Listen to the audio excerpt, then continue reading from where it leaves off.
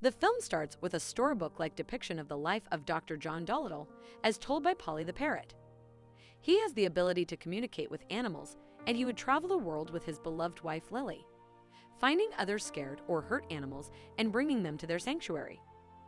One day, Lily went sailing on a voyage with Polly, but she was caught in a terrible storm where she perished. Polly brought Dolittle her ring back, and he became so distraught that he closed up the sanctuary, shutting himself away from contact with other people. Years later, a boy named Tommy Stubbins is hunting with his uncle and cousin. He is too nervous to hit a bird, and he accidentally shoots a squirrel named Kevin. Stubbins' uncle gives him a knife to put the squirrel out of his misery, but Stubbins instead takes it with him. Polly spots the boy and tells him to follow her, where she leads him to Dolittle's sanctuary. Stubbins is startled by Yoshi the polar bear, leading him to stumble into a trap. He is found by a girl called Lady Rose, who was sent by Queen Victoria on an urgent matter.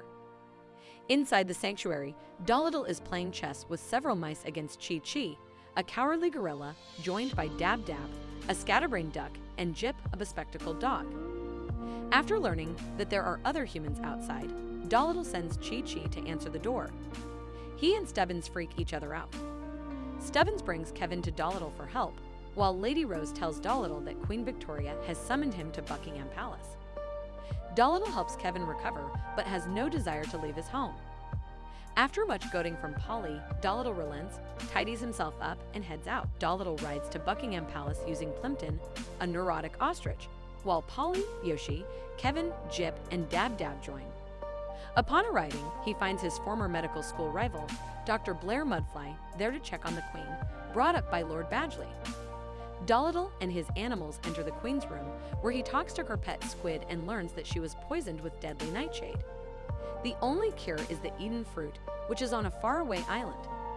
Dolittle takes it upon himself to seek the tree out and bring back the fruit to save the Queen before an eclipse occurs, at which point she will perish. Although Stubbins wants to join Dolittle and be his apprentice after being amazed by the animals, Dolittle simply sends him back home. The next morning, Betsy the giraffe and Tutu the fox join Polly in helping Stubbins escape his home and join Dolittle on his voyage. However, once they get to the docks, the ship has already departed. They spot a bridge, so Betsy rides with Stubbins until they manage to make it there and have him jump safely onto the ship. While on their journey, Stubbins takes time to learn the language of the other animals, which impresses Dolittle. Soon, Mudfly and his cronies sail nearby in their own ship and begin to catch up. Dolittle and Yoshi go underwater to get a whale to help pull them faster to the island. Dolittle's rope starts to break, so Stubbins tries to pull it back with Yoshi's help, but Chee-Chee freezes up when he has a chance to help pull. Dolittle does manage to get himself back onto the ship, but Chee-Chee is ashamed at himself for failing to help.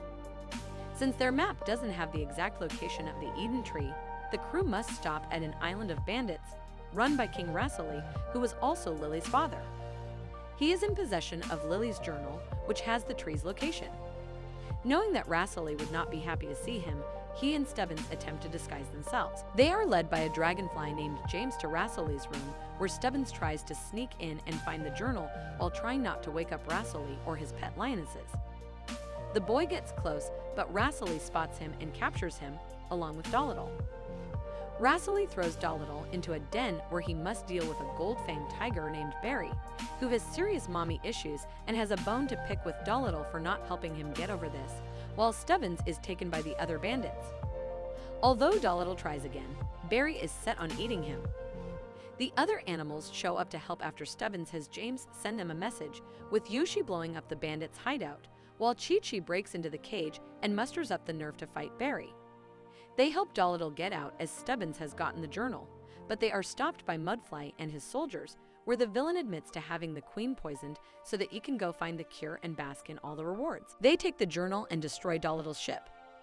As things are looking down, Yoshi and Plimpton bond over having negligent fathers.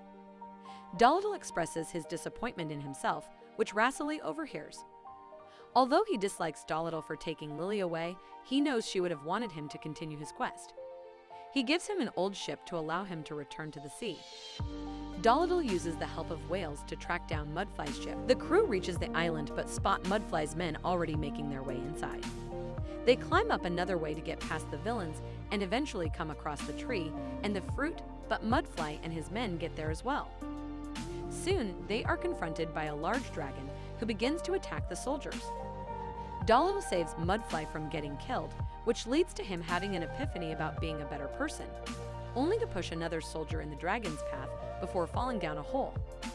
After scaring away the other soldiers, the dragon sets her sights on Dolittle and his friends, but he then spots another dragon skeleton, which makes him realize she has lost her beloved, and so he sympathizes with her. He also notes that she is backed up internally, so he proceeds to give her an enema so that she may expel all the armor and weaponry that she has devoured over the years. She thanks Dolittle and allows him to take the fruit. With the queen mere minutes from death, Dolittle and the animals manage to make it in time. However, Lord Badgley attempts to send the guards after them. The animals hold them off and get the fruit to Stubbins, who uses it to heal the queen. Dolittle then learns from a stick bug that he left behind that Badgley is the mastermind behind the queen's poisoning, as he has the vial of nightshade in his pocket. Badgley attempts to escape, but is quickly subdued and imprisoned. The queen thanks Dolittle and Stubbins for saving her. Dolittle returns to his sanctuary, where he has officially taken Stubbins on as an apprentice, and he has decided to reopen the sanctuary to the public, as Lily would have wanted. During the credits, we see Mudfly still in the cave. He attempts to communicate with bats, only for them to swarm around him menacingly.